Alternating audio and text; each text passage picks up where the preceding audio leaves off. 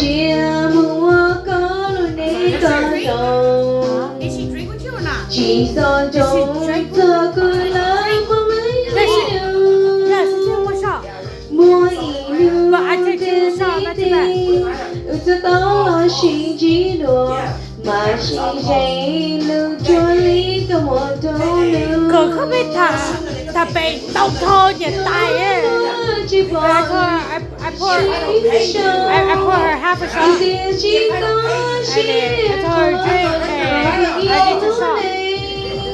mà mưa con bỏ lấy nước tao có muốn chỉ từ nước chỉ từ nước tiêu tao mà ta lo xin So I say he don't finish his food, I kick his ass. Let's start this bitch thing. trái là hai tiếng trái trái mưa hoàn toàn chữ mọi khi thấy chỉ cả hai lối số thổ tư thiên lý trí ta lúc xưa có sống trái có mình thật buồn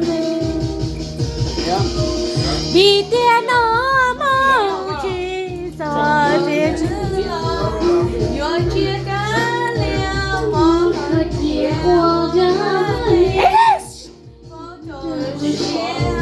giờ bên nó đâu lòng I didn't sing it right, let me sing. That's my favorite song, I know the lyrics. nhờ lời kia chỉ mà lo xin đùa cái bông xuống tiếng nó chỉ mùa đưa Bueno, mà pertama Gio.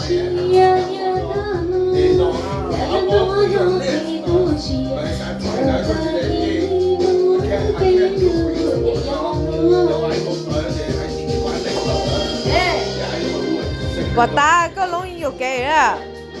It's not joking. I Yeah. said it right. Hồi lời có tới chưa nói không?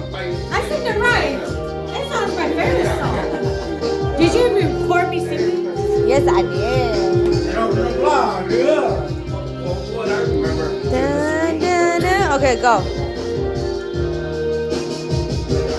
nhờ lời kia chỉ buồn mà lo xin đùa cái bông xuống